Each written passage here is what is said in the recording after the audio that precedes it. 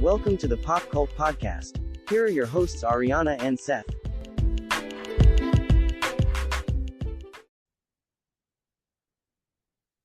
I'm Seth, I'm Ariana. and this is the Pop Cult Podcast. We have two more semi-recent releases that we'll be talking about. A little later, we're going to be talking about Clint Eastwood's latest film, Juror number 2, not a sequel. But first, we're going to talk about Smile 2, which is a sequel. Yes. We've seen the previous Smile movie. For the second one, the summary goes is thus: about to embark on a new world tour, global pop sensation Sky Riley, played by Naomi Scott, begins to experience increasingly terrifying and inexplicable events. Overwhelmed by the escalating horrors and pressures of fame, she must face her dark past to regain control of her life before it spirals out of control. That's a very generic summary of this movie, Yeah. I feel like. So we saw the first Smile movie that came out in 2022, I think, near the end of that year.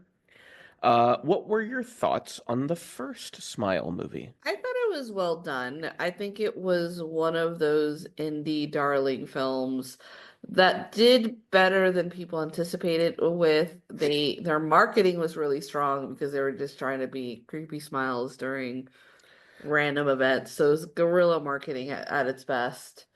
Well, it was distributed by Paramount Pictures. Yes. But it had a 17 million budget. The budget for the second one, let me see if I can find that. I think you could tell was slightly higher. Yeah, the budget 28 million. So more than 10 million more dollars added to the budget this time around. And it definitely shows on the screen. You can see it. We have the same director, Parker Finn, who I think originally it was just a short that he made called Smile that featured the young woman that kills herself near the beginning of the first movie. Yeah. So technically that's like still in continuity, I guess. One of the complaints I have heard about Smile 2, now that we're 2 movies into what appears to be a franchise, is that it is slightly too derivative of a lot of other things. So primarily The Ring. Yeah. Because it appears to be a deadline or an expiration date that isn't as explicit as The Ring with 7 days. Or it wasn't as explicit as the first one. Yeah. The first one wasn't like, hey, you got 7 days. Yeah. Like, you're really cutting it close this time. Also, it follows because you have this sort of presence that no one else can see that's driving you mad. That you're trying to pass it along to someone else. Yeah. And just kind of urban legend horror in general, I think of those game movies where there's like the Ouija movie, there's the Bloody Mary movie. Like, it feels as though every possible game that young people might play together has been turned into some sort of like horror movie. Yeah. And then you have things like Wish Upon that kind of fall into the same genre. Yeah, I think with this film, it wasn't so much that. I think it's towards the end, as someone who's watched a lot of anime in the past, there's obviously like, oh yes, this person, the writer and the director really do like anime. Yeah, I think especially with the Smile Monster, the design of that is a very Junji Ito kind of thing. Which was something that we had not seen in the first film. We did see the monster in the first movie. I just don't think it was. I think there were some things added to it. I think there was like faces in the flesh of the monster. Yeah, and that I don't remember them in the first But movie. I think it's because this one's a lot. When we see it, it's so well lit that it's like you can't look away from it. But I think that's another thing I heard people complain about is that the endings are like literally the exact same. Yeah, and kind of, if there is to be a Smile 3, we'll talk about that a little later. Like, what would it even be? In order, that would be a hard thing, especially because we'll talk about that a little later. So Parker Finn, I think, clearly has grown as a technical director. Yes. The look of Smile 2 is its greatest strength. That this is a movie that so much time and care has gone into like storyboarding and setting up the shots and the lighting, that it's probably one of the best, or if not the best looking horror movie of the year. Yeah. And I think it's also, you can tell he is comfortable working within small places, right? Mhm. There is, yes, we're dealing with this pop star, but I do like the fact that because we don't have that many people around, there's an explicit reason for that. It's like it's just her and her dancers because she's preparing for the tour or Well, she's trying out different clothing. well, a lot of the movie takes place just in her apartment. Yes. And so it felt as if, like, even though, like, they'd said, yes, we're giving you a bigger budget and we're giving you a bigger story where you can fill it up with people, he was kind of like, this is a private But thing. I think like the production design benefited most from the Yes. budget. I don't think it was the script though. Uh, there are some things that I liked about the movie. We talk about technical stuff. There's one thing that did kind of rub me a little bit the wrong way. They try to fake a oneer in the opening of the movie, which is a single take shot, Yeah. but it's clearly faked in a couple places because of how the camera traverses the space. You're like, well, it couldn't do that. It couldn't be someone holding a camera, and there'd be no way to like have a crane do that. They're using CG to like hide cuts. Yeah. And I was a little disappointed by that because I thought if you're gonna go for a oneer, then fucking go for it and like Yeah. pull it off. That's more impressive than like, oh, the camera went through that window and didn't get caught up on anything and just fluidly floated outside and followed the protagonist. Well, that's not as impressive as if you actually somehow pulled that off. Yeah. Um, we do get to see our old buddy Kyle Gallner, Yes.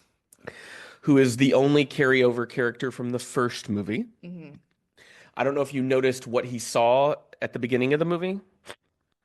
What did he see? He saw a figure standing in the snow on fire, which is Hmm. how Kevin Bacon's daughter, I forget her character name, but she's Kevin Bacon and what's his I don't know. ex-wife's?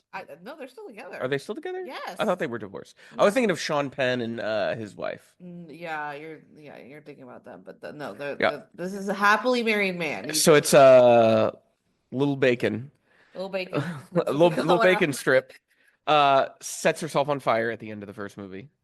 And so we see that he's seeing that, Yeah. which is the whole thing with this smile virus is what it appears to be at the metaphor of it all is sort of the way violent it's a violent trauma machine Yeah. that sort of exposes you to something horrific and in turn fucks you up so that you do something horrific, which in turn fucks someone else up. Yeah. And so it's this constant stream of like violence that's reproducing itself. And I think that's where we run into kind of where would a Smile 3 go?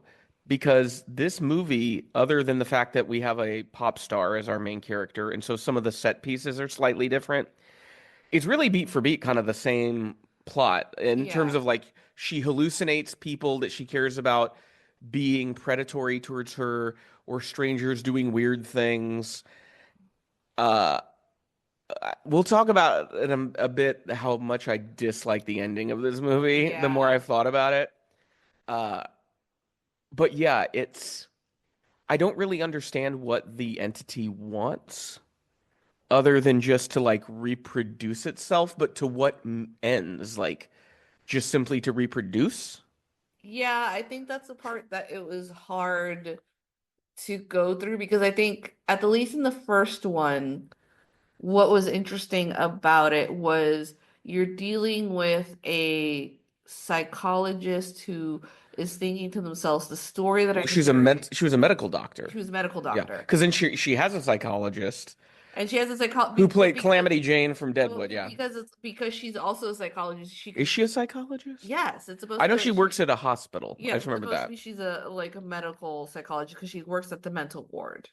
Because then she has that one male patient that she Yeah. ends up like fucking. And it's supposed to be on how she does not believe what that person is saying, has to absorb what's going on, while also then being like, I need to investigate this, and not sure if she herself is going crazy or if this is an actual thing. Well, and like the investigation aspect worked better in the first movie because with someone in the medical field, that kind of is what they do. They investigate problems.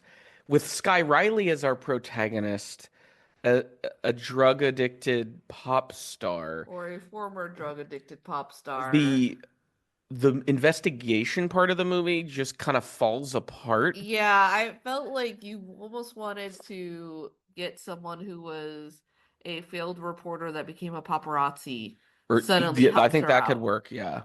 In this one, it's supposed to be, oh, my brother had the same thing, and I realize now you have it, so I'm trying to help Well, you out. she gets two friends along the way to help her. Gemma, played by Dylan Galula, Yeah. who played Xanthopy on Kimmy Schmidt. She shows up to be kind of the best friend role, but I don't really feel like does anything plot wise until the third act, which is a really lame Yeah. reveal. I guess it's the second act.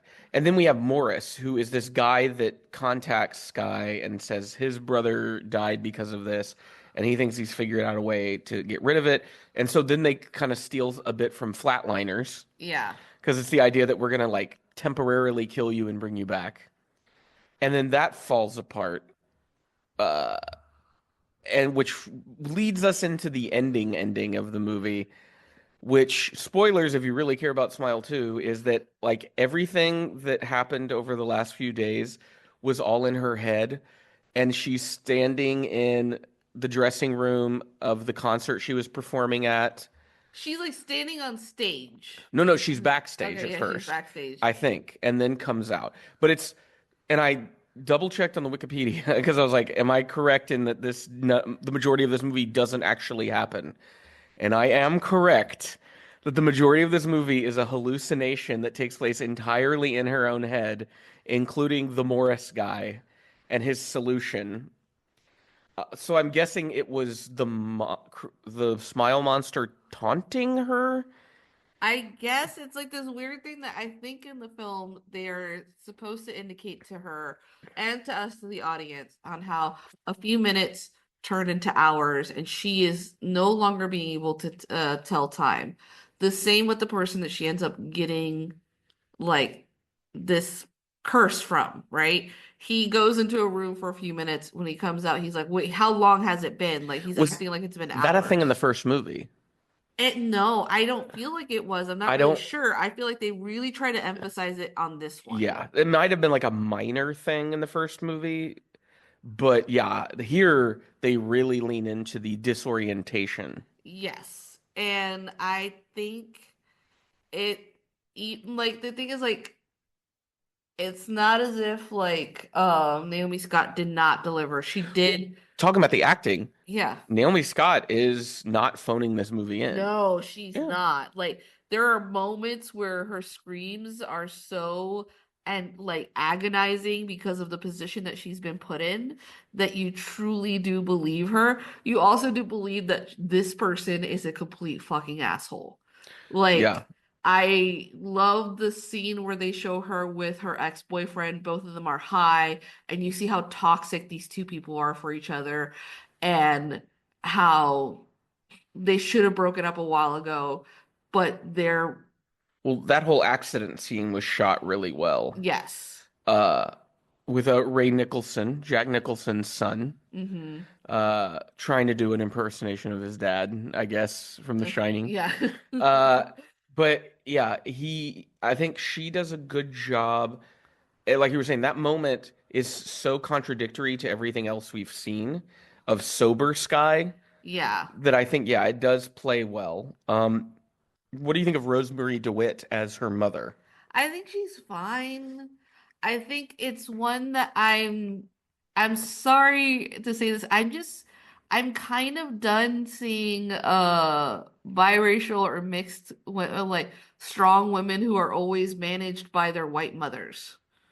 Like, what's another instance of that? Challengers briefly, like Zendaya's mom is Really? I white. didn't remember her mom in that She's movie. just in the background, but it's just like I'm just like, okay, guys, like I get it. You gotta, why can't you just feature the other side?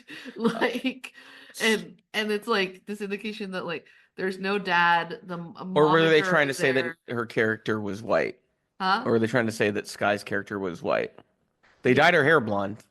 Yeah. But that was a plot point, right? That Yeah, she it's had dyed her supposed to hair be blonde. she keeps like pulling on her hair, which Uh, you really loved every oh, I mean, time. yeah, there's horror things in here that are effective. Like Sky had this habit when she was going through, I guess, withdrawals from her addictions of pulling her hair, or like the trauma of what happened in the Or car when she's accident. really stressed out, she And it's like the movie does a really good job of making that a very visceral, nasty thing. yeah. And it's clear when you see it, if you've ever seen a movie like this, you're like, her pulling her hair out's going to be an even worse thing at some point in this Yeah. movie, and it is. Um, yeah, I think Rosemary DeWitt, I don't know. She like, if the goal was to have a muted stage mom who kind of controlled things calmly, but was still controlling, then it works. And I guess you already have so many over the top elements in other places in this movie that you kind of don't want characters that are like fucking nuts. Well, I think it's also this push of it being about you're gonna have people like, oh, the mom isn't that bad, but it's also she's so passive Yeah. when Sky's like something really terrible is happening, I can't do the tour, and she's like, your label's gonna drop you unless you're going back to Well, rehab. it was the thing that I guessed was going to happen is the Yeah. mom's going to be more concerned about the income Yeah. made from her daughter's work, which is kind of like, oh, okay. I mean, that's where everybody expected this to go. Yeah. Instead of surprising us and maybe her mom showing concern or doing something that makes her mother's like inevitable death in the movie more like you feel it. Or it's also maybe indicating or trying to show us that mom has already had to deal with Sky's poor behavior in the past because she was a drug addict. Because it's shown that like she was into cocaine or heroin, and it was just like there's paparazzi images of her yelling at her staff, but like what we couldn't have a moment where the mom is recalling, like, remember when you did this before the Or tour? like the mom, she was really abusive to the mom or Yeah, something. And so it's like part of the way her mother controls things is guilting Sky yeah, into behaving well. Uh, I think what's interesting is you have Rosemary DeWitt in this movie so much as the mom, but I didn't find her performance nearly as compelling as Lucas Gage, who's barely in this movie, yeah, but is very effective in the couple scenes that he's in. yeah. Because we see him, he's the connective tissue between Kyle Gallner's Joel and then Sky becoming infected.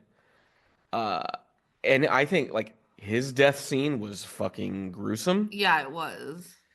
but I don't know if anyone else's death scenes were quite as gruesome after that or like what we saw. Like it's you hit such a peak of like brutality, and then everything else is like, oh, well, that's a creepy person who's kind of smiling at her. Yeah, And and you're like, I don't know, that's not as bad as like a guy smashing his own face with like a weight. yeah, it's one where she watches it, and then it's also the horror of her not reporting it because she is who she is. Well, she doesn't want to have to explain why she was at this dealer's house. Yeah, and then it's also the fact that she is ignoring the pain that her body's going through because she had like that really horrific accident where she was like basically pierced through. Yeah. Yeah, and so it's Well, I do feel like there's some like funny moments yeah, that I think were meant to be kind of absurdly funny. When she's giving the speech at the charity event yeah. and she sees Paul in the audience, and, or she just kind of goes off on that like side rant about being famous and how horrible it is. Like how she thought that once she was like that she received certain amount of success she'd be happy and she's not really happy, and then she's like She realizes she's in an event what to like help people, it was like for young people through music, yeah, who want to become like who want to work in the industry. but it's But her whole also speech like is about like this is a nightmare and it's going to kill you and take your yeah, but soul. it's also it's all the donors, so she's not Yeah. exactly speaking to them. And so like that those are the instances where I'm like Naomi Scott is kind of keeping my engagement in this movie because overall, I would say about 20 minutes into the movie, I started to get kind of antsy and started to get kind of bored. Yeah, And this is a 2 hour and 12-minute movie. it's It's too too long. long. It's too Yes, long. the first Smile movie, I want to check. I'm gonna say hour 50 is what I'm gonna guess. We're gonna see here. First Smile movie was an hour and 55 minutes. And I think that is right at the correct amount that you want Yeah. for a movie like this. And especially when you're just kind of retreading a lot of the same plot points in the sequel, then most of your runtime is just taken up by stuff I've seen already. Well, it's not just like that you're retreading, but then you also go towards the end going, oopsie, none of that really happened, and not explain to us like how was she functioning? Was she just Or just it all an happened auto? within a second inside of her head. That's why she like missed an entire week of her life, or Well, but she didn't miss an entire week of her life. She was standing in her dressing room the whole time. yeah, So that's like, it's a bit of an annoying cop out yes. and feels like something where you write yourself into a corner and you're like, it was all a hallucination in her head. And now we end the movie by With her the whole dying. being like she did so many bad things that there was no way that she was gonna like arrive to that concert and be able to Yeah. deliver without the police like They had to be force it. and they're like, well, we want all of these people to be infected at the same time, Well, guys. and like, that's where it was predictable once you see that your protagonist is like an international pop star and she's been infected with a virus that has to do with exposing people to violent imagery. Yeah, You're like, well, I think I know where this movie's going, and that's how it ends, which is why we get to the question of if there is a Smile 3, what would it even be? Is it just going yeah. to be another rehash? Like, what else can you do with this idea that doesn't ruin the Well, I think idea? especially since you created it to be such a huge thing, do you have a weird cover up? Because like, here's the thing that we've known that like have passed. Like, I think about Ariana Grande. She had a concert. Somebody came with a gun, shot like a couple I thought it was a people. bomb. Went It off. was a bomb, but people died, and she was like traumatized Yeah, as an artist, where she didn't want to sing for a while. She was like, she wanted to cancel her tours. Um, but it's basically like the artist imposing that trauma upon herself for everyone to see. Is it supposed to be like, what are you supposed to do with that afterwards? because they've said that Smile 3 is in the works. I'm sure they're in very early stages. Into Well, they don't like, there's a lot of people speculating about it, but I'm sure this one made a good amount of money, so they're going to make another one. Yeah, and I think again, the thing is like if we sound like we're trashing hard on the film, it's not because it's I think you'll have fun if you watch it's it. fun. I think it's just there's too many loopholes for me to fully enjoy it. Well, there's just too much the same shit Yeah. where you're like, so, okay, so what else can you do with this concept? Because we're about to see a sequel to It Follows in the next year or so, uh, from the same writer director as that movie, and I have a feeling it's going to be more creative and introduce more new things than Smile 2 did with Yeah. compared to Smile. And so it seems like there's a lot more people that really love Smile 2. I've seen a lot more people praising it who said they thought the first one was kind of bland, but they like this one. And I think they like it because the pop star element adds something different. Yeah, but But like it's just not talking enough for about it, me. like Sky is such a lazy person in comparison to like the first characters who were Well, experiencing it. like, She like doesn't really start investigating it until it really is gonna affect her life. when they have She to introduce, like, so we have Rose in the first movie, and she feels like she is trying to make sense of something. yeah. While Sky is just wildly reacting to things. Yes. And Chugging water. yeah, oh, so yeah, Like, somebody mentioned like it made me feel gross how much water she was drinking. Uh, and so yeah, it's like with Sky, they have to introduce this fictional Morris guy who claims that his brother was killed by it. And that's like one of the things that gets her engaged in yeah. what's going on. But the entire film, it just kind of felt like very start and stoppish, as Yeah. opposed to the first one, which had like a momentum to it, where we were watching Rose go from place to place and putting things together. This movie felt like Sky just wants to go back to her apartment and sleep, but the entity can't let her, so it fucks around with her this way. So she freaks out, she goes a little crazy. And her mom is like, "What's wrong with you?" So then Sky goes back to her apartment where she just wants to sleep. And then the entity fucks with her again in a different way than it did before. It gets a little bit boring because Sky again is not investigating as to what's happening to her. She doesn't really seem to care, and it's not as if like we're seeing the fact that she's being like, I'm so ambitious and so dedicated to the craft of my work that I just want like we don't see her be enough of a workaholic or get anything out of her work. It's always complain, complain, complain.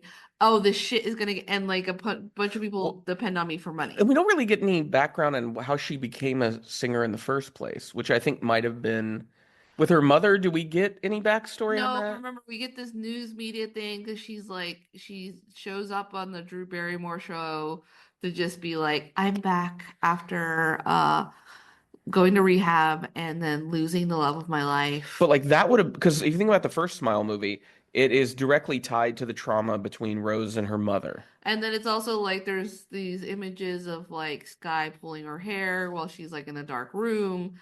Well, because Naomi Scott's 31 years old. Yeah. So if we're talking about this person being like a pop superstar who's this well known, then they likely started when they were in their late teens. Yeah. And we never really get that. Like that could have been an interesting backstory to add some more depth. Yeah, especially because she did start off like Naomi Scott as a child actor. When she was like a Disney kid or something. And so like you have Dylan Galula, her friend, who I never really understood their how were they friends? Was there something that supposed to be like they were friends as little girls? But see, that would have been more interesting if, oh, Gemma used to be in the girl group that I was in that started my career. And then we had this falling out, and like it turns out, Skies was like the bad girl in the group and is the reason everything fell apart.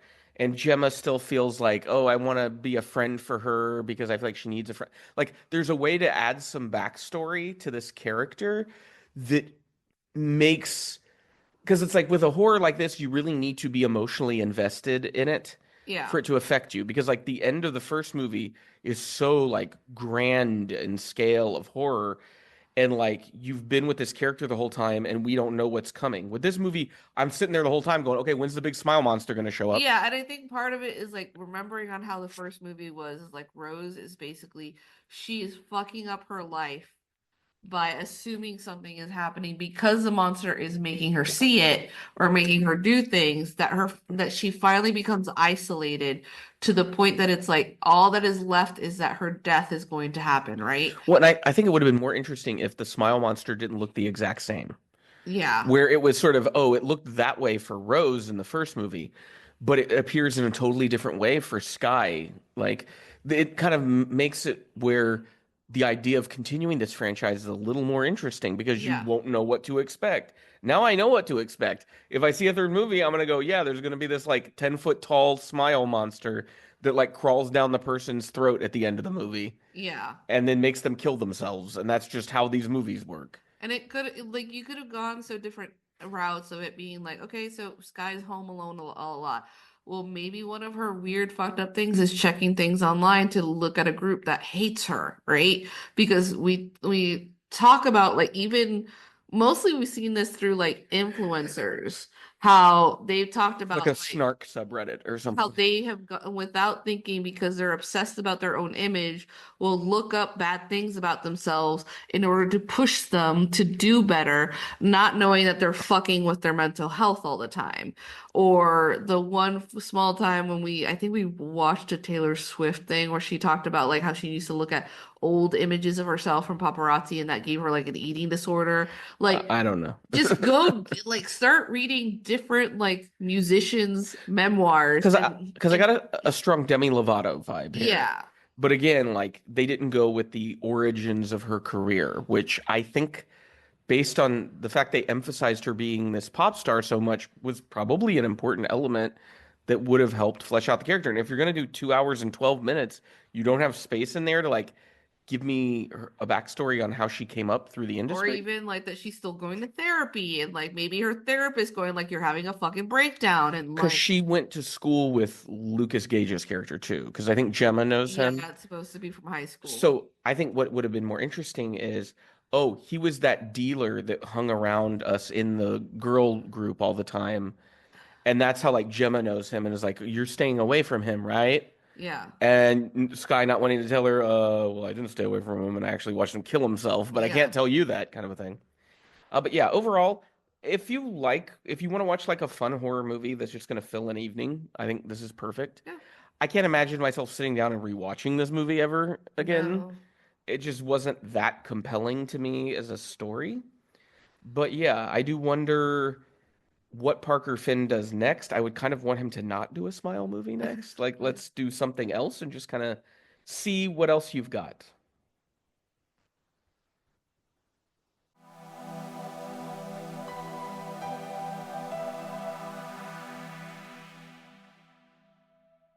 A juror for a high-profile murder trial finds himself struggling with a serious moral dilemma that could influence the verdict and potentially convict or free the accused killer. This is Clint Eastwood's Juror Number Two, not a sequel, to Juror, which I'm sure there's a movie, The Rural Juror. So, Clint Eastwood is 94 years old. Oh boy. He shot this film when he was the ripe young age of 93. Okay, cool. Uh, Probably had an assistant there helping him out. he's made a lot of movies in his career. I've seen very few of them. I've seen, and I think I don't think you've seen any of these movies. Unforgiven, A Perfect World, Mystic River, and Gran Torino. And of those four, Unforgiven to me is like the standout best. One of the remarks I remember making to you when we were watching this movie last night was this is an old style of film that's set in the present day, and it makes for a really weird tone. Yes. It feels like a movie from what, like the 50s or 60s? It feels like a movie that should have been put out like in the 60s or 70s. I don't even know if in the 70s. The 70s felt a little more like it would have to be early 70s, you know. this is very just no frills filmmaking. Yeah, I think we have to appreciate there's something about this that did he write this or Oh hell no, he didn't No. write this. There are like no real like cell phone or text conversations. Oh, Wait, did I black out during a text conversation? well, first it was written by Jonathan A. Abrams, who is known for writing a musical called The Heart of Rock and Roll that I've never heard of. And then Juror Number Two. So he's kind of doesn't have a lot of credits under his belt in the film world. But you forget the worst cell phone scene in the entire movie. Which one was that again? Toni Collette Googles. Oh my God! Yes. She Googles. Oh my God! She Googles Alison Krausen husband. That was, and it immediately comes back with photos of Nicholas Holtz's character. Like within a heartbeat. Yeah, on Google. Like the main Google image results are Allison and her husband Justin. And I wouldn't imagine the name Alison Krausen is that obscure of a name that you could Google it and come up with those photos immediately. Just because, like, my name, when I Google it, does not come up with me immediately. Yeah, like, this is funny enough. Like, I just Googled it. And everybody talking on, like, Alison Krausen husband, and the image resulted two of them together. Like...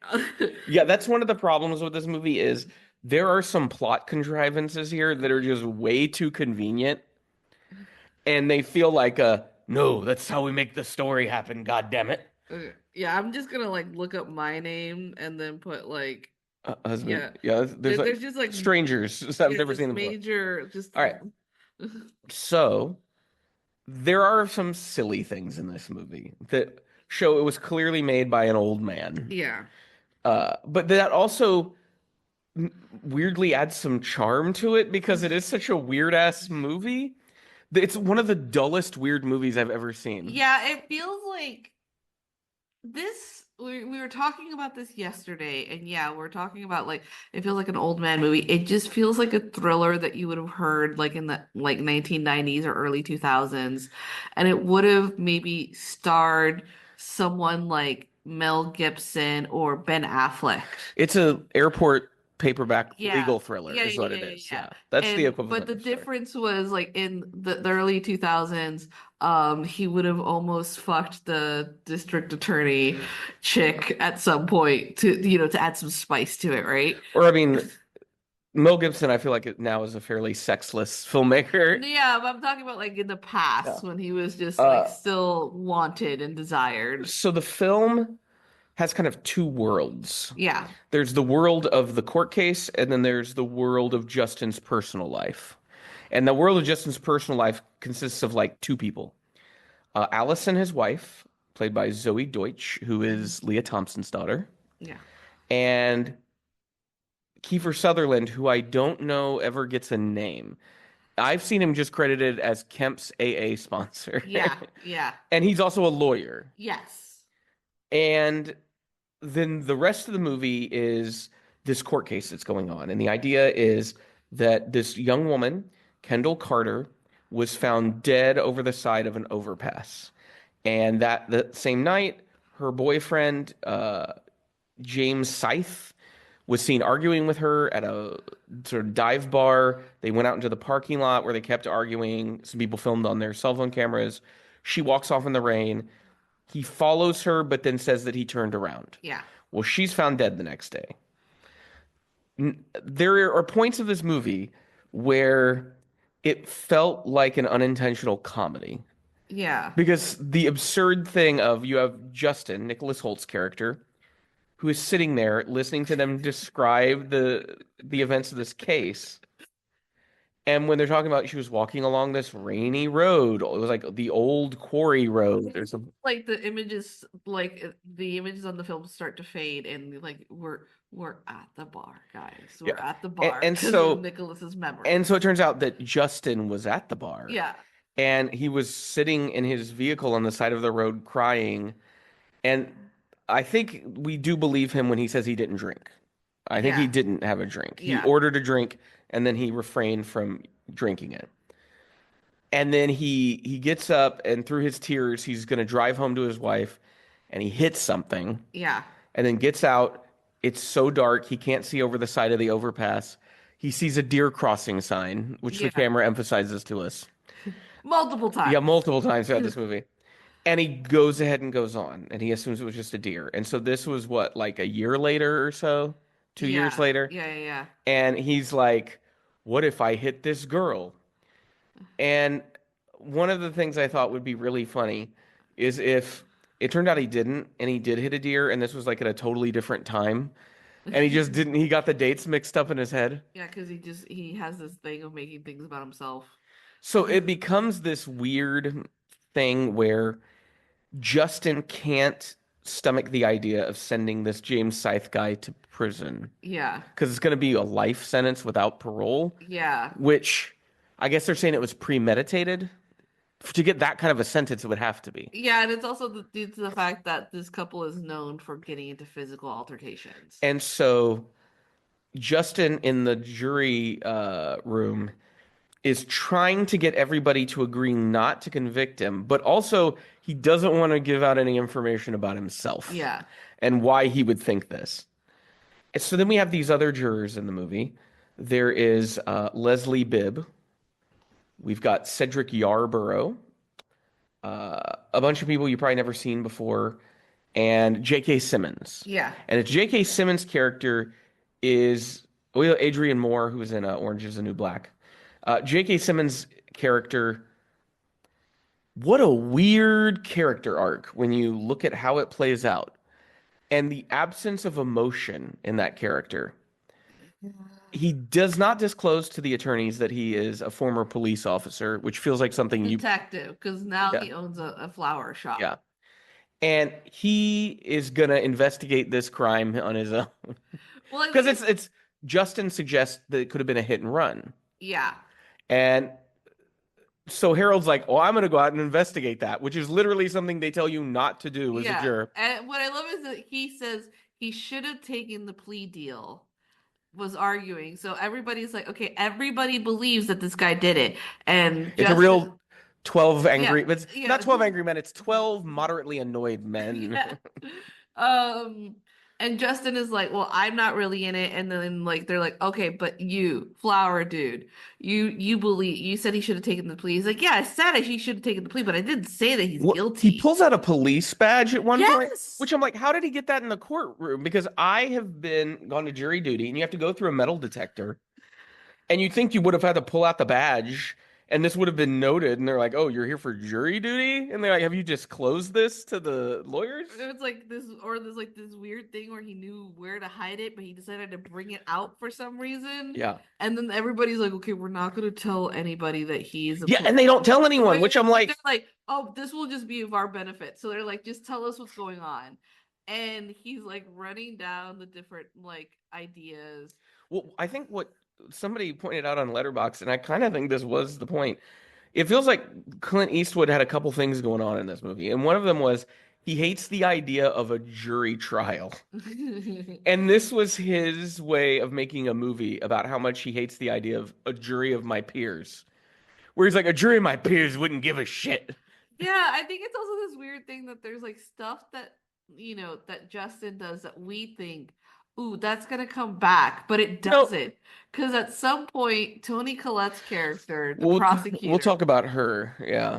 who is going full swing with a Southern accent. Well, I would say if there's a protagonist in this movie, who is it? Because there's two parallel stories going Yeah. on that intersect at the end and is left on a very ambiguous note. Yeah, so it's like she is running for district attorney. This is like the thing that's gonna like help her get votes because domestic abuse is bad and we need to punish this domestic abuser. Well, that's what the movie also goes into this weird, like, Clint Eastwood ranting at a chair that Obama's not in Yeah, territory, it's where you're like, are you just mad about, like, men that you say, well, sometimes a woman needs to get beaten? yeah, Like, which is what? really fucking weird because the dead girlfriend is played by Clint Eastwood's daughter. Yeah, there's a lot of Nepo baby shit going on. Even though she's like not, it's not like her face is prominently on She doesn't have much. it's just more like Baby girl needed a check. She wanted her and SAG she, card. Yeah. she can do sexy, so let's let her do sexy. Um, it just, and it's also like the awkwardness that afterwards of being like, guys, he can't be guilty. You want to know why? Because he actually took the stand to be like interrogated, and I And he think was really and sad. he was- But then you have like one of the only black characters in the movie, Cedric Yarborough, yeah. is just so checked out Oh and yeah. is like, send the guy to prison. He's no good. It's like, you He's notice the tattoo on his neck? That means he's a part of this gang. You know how many people I've lost because of that gang? Because you know what? I run the Big Brothers and Sister Club. I was like, okay, like Clint are Eastwood, you the CEO because like or Clint Eastwood really hates some specific people. like, But then the movie also feels like it's a thing about AA too, yeah. because ends up becoming such a prominent part of the movie, and they're like spouting stuff, from the book or whatever it's called. I mean, like, and then like, Zoe Deutsch's character, Allison. Allison, she is the ultimate chill girl, right? She Like, creates no conflict for the Justin character like whatsoever. none. He can. She's just, I'm the sainted pregnant woman. It's like, oh, honey, you came home late. AA must have gone really long, didn't it? And maybe is that kind of the point that like there's this thing he didn't tell her about, and she's just so trusting that it like eats away at him. And also like it's this fucked up thing because later on when he does talk about her, when he's like how he met her, indicating that like basically she is a huge part of his like sobriety, how she would call him out when he was like lying to her. And that's when it finally like we have a clicking moment with her as because she finally talks to Toni Collette's character and is like, no, he crashed his car at this area. And she's like, Oh, you're talking about Tony Collette at his house. yeah, You haven't yeah, even yeah, talked about how we get there, yeah, yeah, yeah. which is some weird ethical decisions. Because we have J.K. Simmons takes the idea that this was a hit and run, and he goes with it, and he ends up with a list of vehicles that like had body damage around And that got time, repaired, got like repaired like the within the week after that. yeah. Well, it turns out Justin's vehicle is on that list. And he goes, well, we can cross that one off the list, right? And I never was able to read if J.K. Simmons thought that Justin did it or No, he not. didn't. He did like not at all. Because Not, he knows that Justin follows him to the site where the girl's body was found. But it's just like, why'd you do that? and And he his vehicle is on the list of damaged vehicles. And then whenever they do get caught and have to go before the judge, how nonchalant J.K. Simmons' character is. Or he's just like, oh well, I guess, yeah. thing though. So like J.K. Simmons' character is like all about this investigation, and Justin is like, okay, fine, go with the investigation. And so J.K. Simmons gives him some paper, and he realizes like the guard's looking at him, and then he goes, oops. And just drops it. So they'll get caught. So caught. And like, and I thought, oh man, Justin is gonna get himself out of this fucking like juror stuff. And like it'll be fine because he got himself out. And the judge is like, you're a cop. You should know better. You're just a little boy. We're going to put you back. I'm like, there is no way on earth they would put him back in the jury room. Because they're like, did you read the papers that he gave you? No. And she goes, I'll take you at your word. Why the hell would you do that? You just saw this guy had papers. He was investigating this case on the side with this former cop who didn't disclose to you that he was a cop. And like also how weird like the rest of the jurors aren't like, yeah, you shouldn't be here. They're kind of like, what? The detective's gone. What did you know? And he ends up like spilling the tea, no matter what, being like, well, he thought it was hit and run. He had got a list of cars, and they're like, oh, and so But then, spoiler for anybody that gives a shit about this movie, they convict the guy, unanimously convict him. yeah, like this was after like Justin had like basically tired out like 6 out of a 6, and everyone is like, this is tiring. I need to go home to my family. Fuck that guy. He's obviously a horrible person. And Justin starts to feel the pressure because even his wife is kind of like, I want you to come home. I just want you to Because come home. it's not even that they're having to stay overnight. They get to come home every night. Yeah, but it also is the fact that like he had told like the judge, my wife has a high risk pregnancy. Oh, and it's due any day now. Any day now. But yeah, however, for some reason, like I feel like a judge would have been like, oh, hi, no, then you have to go. Yeah, we'll dismiss you from the jury. We have Like, alternates for a reason. yeah, it's just We've like, seen one of those alternates. She gets a prominent spot at the end of the movie. And then you have Toni Collette's character, who, what do we make of her? Because I kind of feel like she should have equal billing with Nicholas Hoult to an extent, right? She's in a lot of this I movie. think it's like it's this weird thing is like it's not that she's phoning it in. I think she's giving the performance that is being asked of her. Yes, and that's the part that like He's not asking for a lot. He's like, can you deliver the lines in a believable way at a quick pace? in a southern accent. Yeah, and she's like, okay, I guess I can. Just Perfect. Like, I just imagine he's like one take Eastwood, where he's just like, we got it in one. Perfect. And they're like, but are you sure you don't want to do another take? Nope, moving on.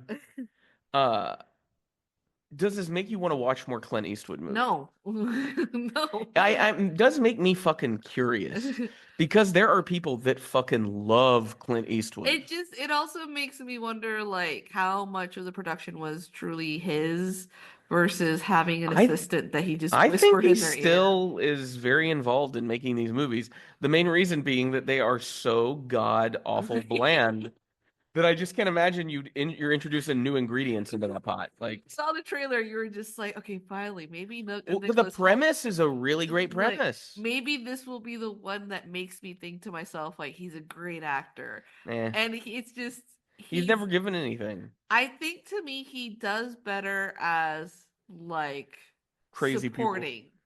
supporting actor. I'm looking forward to him in Nosferatu. I think Yeah. he might give us some there. Um, yeah, it's a weird, It's a bland ass movie. but it's also weird. It's the weirdest bland movie I've ever seen. The fact that towards the ending we're kind of like, Well, and it's so. What do you think about that ending? I don't know. It felt like she was probably just coming in to check up on him to almost be like, was it worth it? Do you think she's gonna confront him at the end and make him like admit? No, because then like she would also have to deal with the fact that it was her fuck up as well. So the question, I guess, on the table here, and that Clint is probably wanting us to ask is, are these good people or not? If the truth does not get reported and Justin isn't made to pay for the crime, and this James Scythe guy goes to prison for the rest of his life for something he didn't do, are these main characters good people? No. So is this a film about the mundanity of evil? I don't About evil people who are just kind of boring. That's what they seem like. They're not very interesting people. Maybe that's what he's trying to tell. It's really hard to like even Well, because like the people on Chapo Trap House love Clint Eastwood movies. really. Yeah. And I think sometimes it's ironic. I think some of the things like American Sniper, it's because Clint Eastwood directed that one. I had never seen it. Neither have I. But it's about Chris Kyle, the real life dude It who turned out he's like, thankfully is dead. Um, and so like I think they watched something like that ironically. But I remember they watched the Richard Jewell movie, which that was a Clint Eastwood, and had that Okay. John Paul, that heavy set actor that we see in lots of stuff. Oh yeah. It was about the Atlanta Olympics guard that got accused. Yeah, I think I And John Hamm, I think, is in it too. Yeah, I think Elizabeth what Hot American Summer, Elizabeth she was in that film as a blonde, the ditzy blonde. Banks? Yes. Okay. Elizabeth Banks is in it, or is it supposed to be like I just remember Olivia Wilde? I don't know. It's just like they put a woman in there that's supposed to be like, ooh, she's a good detective, but it's just But like all is just like I think the Chapo guys really liked the Richard Jewell movie. And so yeah, and I think like Unforgiven was a really good movie. It's a great Western that has like really interesting ideas and like a great cast. And it just has me wonder, but then I saw something like Mystic River in college and the people around me loved it. And I'm like, I didn't think it was a very good movie at all. So I just keep wondering, like, what is it I'm missing about Clint Eastwood that these other people are picking up on? Or am I not missing anything at all? he's the Mike Lee of America. Oh, I mean, I don't know. He's like the anti-Mike Lee. He's just Well, his movies are always very concerned with individuals against systems, right? yeah, And there's no collective solutions in a Clint Eastwood movie. It's always an No. individual solution. And I think it also just shows you that I don't know that he's been amongst the people for such a long time that he can make something Well, relatable. hey, he's a former Republican. He's supported in the 2020 primary Mike Bloomberg. So he's very progressive in that way. But yeah, Clint Eastwood, 94.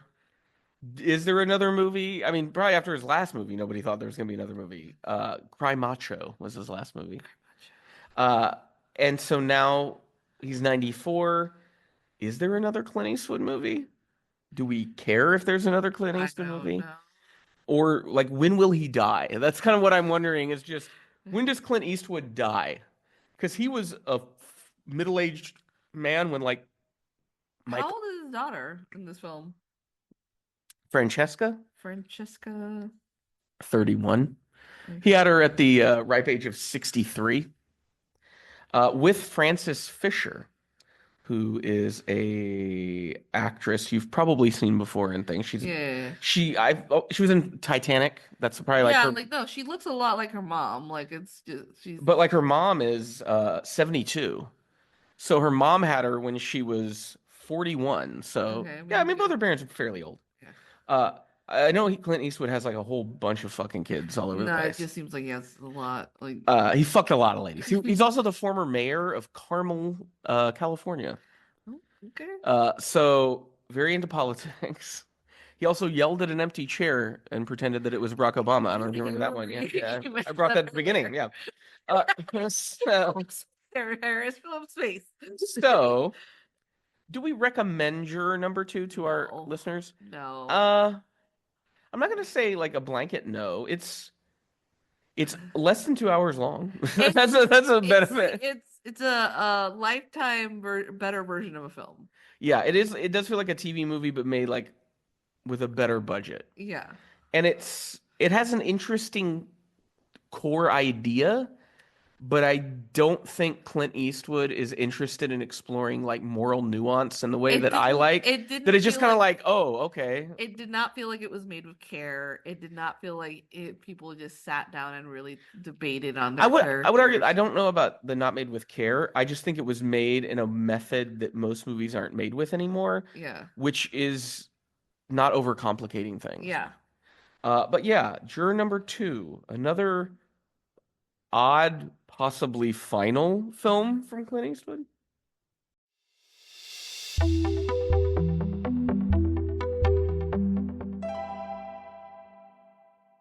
Well, we hope you enjoyed this episode of the Pop Cult Podcast. Make sure to check our show notes for important links, including to our website, popcult.blog.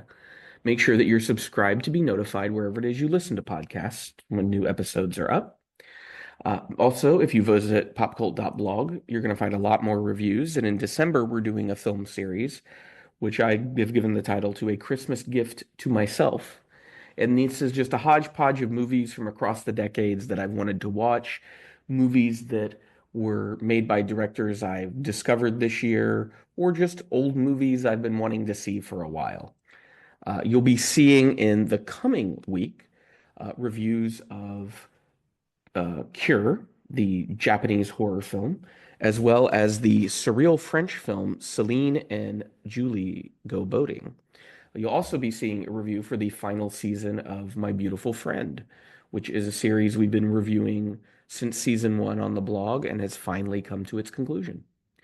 Well, if you do enjoy what we do on popcult.blog and here on the podcast, we'd encourage you to support us on Patreon. We have lots of different reward levels for you to pick from. I want to thank our patron, Matt, who donates at the writer's room level. When you donate at that level, you get to pick a movie every month for me to watch and review. You can include your own thoughts if you want to do that too. There's also patron-exclusive podcasts that no matter what level you join on, you will get access to those, and we're about to finish our romantic comedy series, Love at First Laugh. And in the new year, we're going to be doing a series of a director spotlight on a contemporary Japanese director that has intrigued us with his work. But more on that in a later episode of the podcast. On our next episode of the Pop Cult Podcast, ho, ho, ho, it's Christmas Eve at Miller's Point, the latest film from lo-fi director Tyler Terramina. And that'll be followed with Guy Madden, the weirdo of Winnipeg, and his new film, Rumors, a horror satire starring Cate Blanchett. Well, until next time, you keep listening, we'll keep watching.